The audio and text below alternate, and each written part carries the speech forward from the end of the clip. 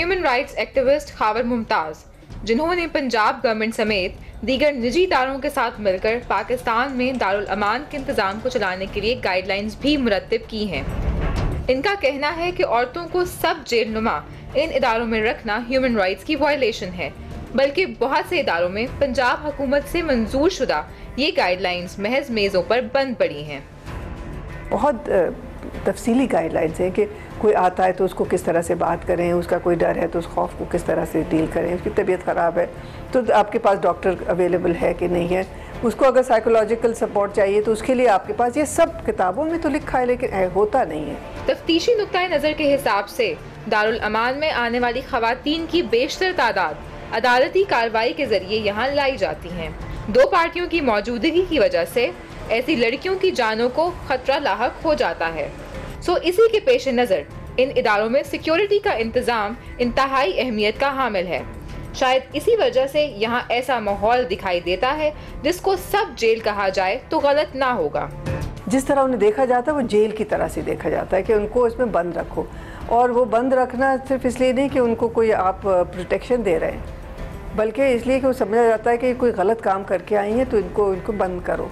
99% जो ख़वातीन हैं वो शेल्टर लेने के लिए और प्रोटेक्शन के लिए आती हैं, तो हमें ना चाहते हुए भी उनको अंदर बंद रखना पड़ता है कि ताकि वो बाहर ना निकल सके और उनको कोई ख़तरा ना पहुंच सके। बिलाशुबा अमले और बिलखसूस ख़वातीन अमले की कमी इन इदारों का एक ऐसा अहम मसला है जो कि बाज़ जगहों पर बहुत बड़े मसाइल का पेश खेमा भी बनता है। यहाँ पर 4 ख़वातीन हैं और बाकी 7 मर्द काम कर रहे हैं, तो अगर क्लरिकल स्टाफ में भी ख़वातीन हो तो वो बेहतर काम कर सकती हैं। यहाँ पर स्टाफ होता है, उसकी कुछ शायद मॉनिटरिंग नहीं होती है, वक्त पे कोई नहीं आता है, 12-12 बजे तक ताले लगे हुए हैं, खाना वक्त पे नहीं मिल रहा है। दारुल अमान का चौकीदार पठान आदमी था, उसने उसका जास्ती की। 9 महीने के बाद खूबसूरत तरीन बच्चा गोरा चिट्टा ब्लू आइज वाला पैदा हो गया। 19 जुलाई 2010 दारुल अमान डेरा गाजी खान से सफूना बतूल नामी 19 साल लड़की को उसके बाप ने उस वक्त खंजर के वार करके कत्ल कर दिया जब वो दारुल अमान डेरा गाजी खान से निकलकर पुलिस की तहवील में डिस्ट्रिक्ट हेडक्वार्टर हॉस्पिटल पहुंची थी। अगर इस सिक्योरिटी के अंदर भी किसी का कोई जानी नुकसान होता है तो इसमें एक तो वो आदमी, वो मुल्ज़म जिसने वो नुकसान किया होता है वो ज़िम्मेदार है, और दूसरा पुलिस उसकी ज़िम्मेदार होती है, जिसको महकमाना या ताज़ीराती भी सज़ा दी जा सकती है। पुलिस के मुताबिक सफूरा की शादी 2 साल कबल अपने चचाजाद यूनुस से हुई थी।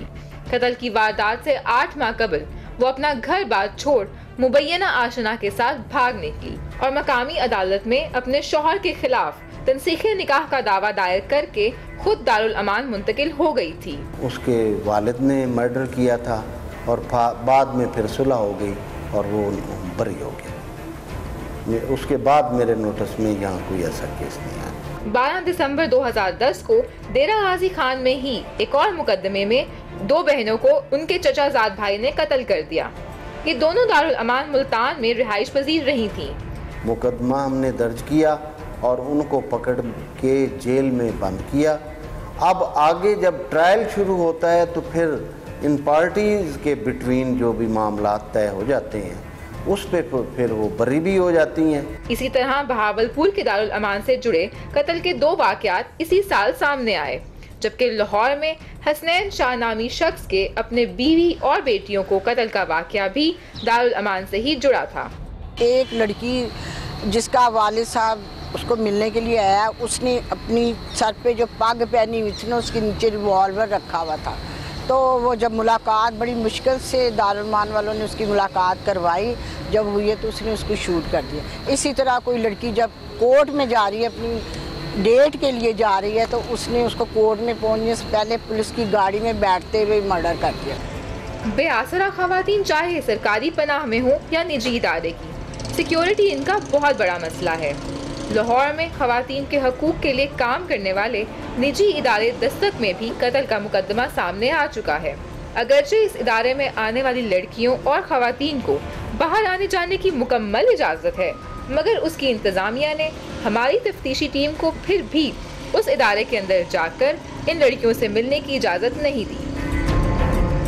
कस्टोडियल रिस्ट्रेंट जो है वो हर एक में है, यानी अपनी मर्जी से खातून आ तो सकती है, बाहर नहीं निकल सकती। तो वो जो एक कंस्ट्रेंट का मामला है वो दस्तक में नहीं है, तो इसलिए जाहिर है कि इसके लिए डिमांड बहुत है। दस्तक में अब तक 1990 से अब तक 6000 से ऊपर खवातीन आ चुकी हैं। सिक्योरिटी के हवाले से इन तमाम पनाहगाहों की तफ्तीश के दौरान जो हकाइक सामने आए हैं, इनमें सबसे बड़ा मसला इदारों में पुलिस के हवाले से किसी भी किस्म की सिक्योरिटी का इंतज़ाम मौजूद ना होना है। दारुल अमान में मौजूद एक सिक्योरिटी गार्ड इन इदारों की हिफाजत के लिए नाकाफ़ी है, जिसका मुँह बोलता सबूत इन इदारों में कत्ल के बेशुमार वाक़यात की सूरत में नज़र आता है। हैरानकुन बात यह है कि हमारे वसी सर्वे के दौरान किसी भी दारुल अमान में औरतों की कस्टडी के लिए कहीं भी लेडी पुलिस नज़र नहीं आई। तो आपको प्रोटेक्शन देनी होती है उन लोगों से जिनसे कि वो भाग के आई हैं, तो प्रोटेक्शन का तरीका सिर्फ ताला लगाना नहीं होता है, उसके और तरीके भी हो सकते हैं। सिक्योरिटी काफ़ी नहीं होती। यहाँ पे इस वक्त सिर्फ 2 सिक्योरिटी गार्ड्स हैं जो राउंड द क्लॉक काम कर रहे हैं और 12-12 घंटे की ड्यूटी दे रहे हैं। और हम लोग कई दफ़ा डिस्ट्रिक्ट गवर्नमेंट को रिक्वेस्ट कर चुके हैं कि हमें ज़्यादा गार्ड्स दिए जाएं, कम से कम 6 गार्ड्स यहाँ पे होना चाहिए। उस इमारत के मुताबिक या उस माहौल के मुताबिक जितनी वो सिक्योरिटी डिमांड करते हैं वो हम उन्हें मुहैया करते हैं, और वो सिक्योरिटी आउटर गार्डन पे होती है, वो उसका इनर गार्डन से कोई ताल्लुक नहीं होता। अपनी तफ्तीश को आगे बढ़ाते हुए हम दारुल अमान में तैनात अमले की कारकर्दगी का जायजा भी लेंगे। सिवाय उन तमाम इदारों के जहां हमारी आमद की इत्तला महकमे को पहले ही मिल चुकी थी, दीगर तमाम दारुल अमान में सुप्रिटेंडेंट ही सिरे से मौजूद नहीं थी, जैसा कि हमारी ये सरकारी पनाहगाह। लिया के इस दारुल अमान में खुद को डिप्टी सुप्रिटेंडेंट बताने वाला ये शख्स अपने ही साहब बहादुर यानी डीजी सोशल वेलफेयर की जानिब से इजाजतनामा होने के बावजूद न सिर्फ हमें अंदर जाने से रोकता रहा, बल्कि हमारे सामने ही खवातीन को कैमरे पर ना आने के लिए धमकाने में भी कोई कसर उठा ना रखी। कुछ ऐसा ही मामला दारुल अमान जहलम का भी था। एक निजी कोठी में बना बगैर तख्ती वाला दारुल अमान, इसका दरवाजा अव्वल तो खुलना ही मुश्किल है, और बहुत देर इंतजार के बाद जब दारुल अमान का दरवाजा खोला गया तो शलवार कमीज में मलबूस एक शख्स जो गालिबन नींद से जागा था बाहर आया और बताया कि इस वक्त दारुल अमान में ना तो सुप्रिटेंडेंट मौजूद है और ना ही डिप्टी सुप्रिटेंडेंट साहब। इसके साथ साथ इन साहब ने अपना तारुफ कराने से भी इनकार कर दिया और हमें सुप्रिटेंडेंट की मौजूदगी में आने की हिदायत जारी की। तो यहाँ पे कोई नहीं है, तो हम अंदर से देखना चाह रहे हैं। नहीं, ये तो फिर सुप्रिटेंडेंट साहब इजाज़त देंगे तो तब। आपको सुप्रिटेंडेंट साहब की इजाज़त की ज़रूरत नहीं, जो हमारे पास डीजी पंजाब का है। लेकिन मुझे तो ख्वाजा साहब कहेंगे तो भाई मैं दूँगा। याद रहे कि तमाम सरकारी दारुल अमान में सुप्रिटेंडेंट की रिहाइश का इंतज़ाम दारुल अमान में ही मौजूद होता है, और साथ ही सिक्योरिटी गार्ड्स के लिए यूनिफॉर्म भी ज़रूरी। तमाम दारुल अमान में इस तरह हो गया है कि जो इंचार्ज है उसकी अपनी रेजिडेंस दारुल अमान के कॉम्प्लेक्स में ही बनाई गई है ताकि वो 24 आवर्स उधर ही मौजूद रहे। ख़ास तौर पे एक चीज़ जो दारुल अमान की गाइडलाइंस के अंदर है कि अगर पंजाब के ख़ास तौर पे दारुल अमान के अंदर कहीं पे कोई मर्द इंचार्ज बैठा है तो उसको फौरी तौर पे हटा के उसकी जगह पे खातून को आना चाहिए।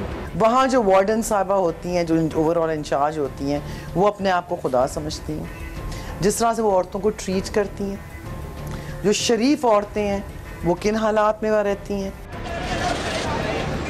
हुक्मरानों के ऐवानों से जुड़ा हमारा शहर रावलपिंडी और ये है यहाँ का दारुल अमान। हुकूमत पंजाब का इजाज़तनामा होने के बावजूद हमें एक बार फिर से यहाँ न सिर्फ डीओ ऑफिस के चक्कर लगाने पड़े, बल्कि वहाँ की सुप्रिटेंडेंट जो खुद यहाँ मुकीम खवातीन की किरदार कुशी भी करती रही हैं, उन्होंने सिवाय 2 लड़कियों के बाकी तमाम को जुम्मे के मिलाद का बहाना करके कमरे में बंद करवा दिया और हमें बताया कि इनमें से कोई लड़की भी हमसे अपना मसला बयान करने पर रजामंद नहीं है। मेरा मियाँ मुझ पर शक करता, इल्ज़ाम लगाता, गंदे गंदे इल्ज़ाम लगा कि मेरे बाप का कान भर दिया उसने।